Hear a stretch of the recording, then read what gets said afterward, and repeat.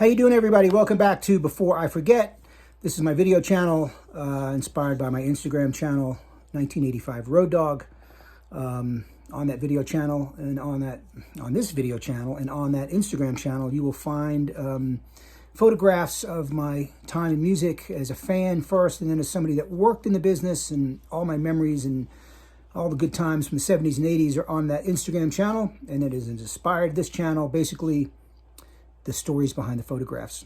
This is going to be a quick little story about backing tapes. I know everybody's like wigged out about, everybody's using backing tapes now, Kiss and whoever. 1989, LA Guns Cocked and Loaded tour, there was some backing tapes going on, and it was obvious. Never Enough was the chief culprit. LA Guns' first album was very raw. It was produced raw. They were a raw band. They had a different drummer. Nicky Beat was a punk rock drummer. And then by the time they recorded their second album, they had gotten Steve Riley, who was in Wasp, and Steve was a much more of a heavy, powerful, double bass metal drummer, great drummer. But he changed the sound of the band, basically.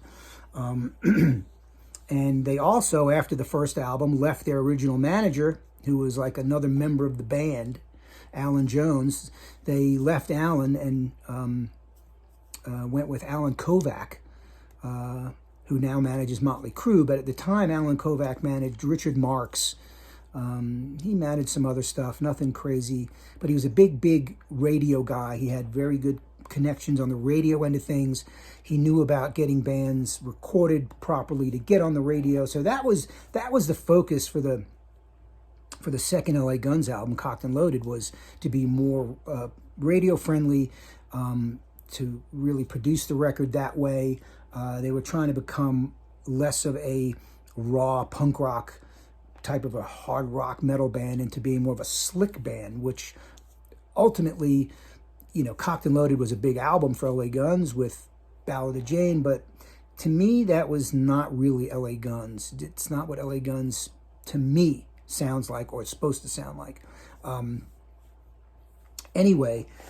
So they recorded this album with John Purdell and Dwayne Barron, who had done a million records, great producers. They made a slick LA Guns record. So on Never Enough, if you know the LA Guns song, Never Enough, it's like an angels choir. Never enough just to hold you. It's like an angels choir singing. There's like 1,000 voices. So when they would do that live on the Cocked and Loaded tour, the monitor guy had a keyboard, and he would sample and play the vocal, the backing track live. He would hit the key, and it would go, never enough just to hold you. And they would go up, and he would hit the next key. The crazy part is no one in LA Guns could remotely sing like that, number one. Number two, while these vocals are just coming out of the speakers like an angels choir, no one's standing at the microphone and no one's singing. So it's just like, what's going on? So to me, that step of LA Guns to try to be that kind of a band and compete with that level of radio and touring. They went out on tour for Cocked and Loaded, and I went to the first show of the tour in Texas somewhere. I wasn't working for them at the time, but, I would go out on the Cocked and Loaded tour a lot because Mick would invite me out because they hated their road manager.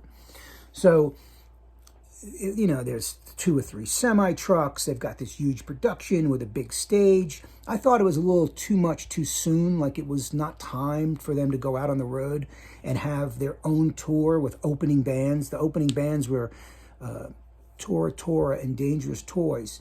They really didn't add anything to the bill. Those bands weren't on the radio. They weren't really drawing anybody to the bill. So it was like, I felt LA Guns should have continued to play clubs or some small theaters here or there and do opening slots for people. But they decided to go out on tour with this big production and be the headlining band. And I thought that was really came to be because of the new management. And the direction the band was going, to be more slick and bigger, and it's all imaging. So, they spent a lot of money to go out on that tour, and I don't know, they probably lost money. But there's just a quick little video, LA Guns backing vocals. Never enough. Listen to that and just imagine this choir singing in this theater and no one standing at the microphone. Rock on.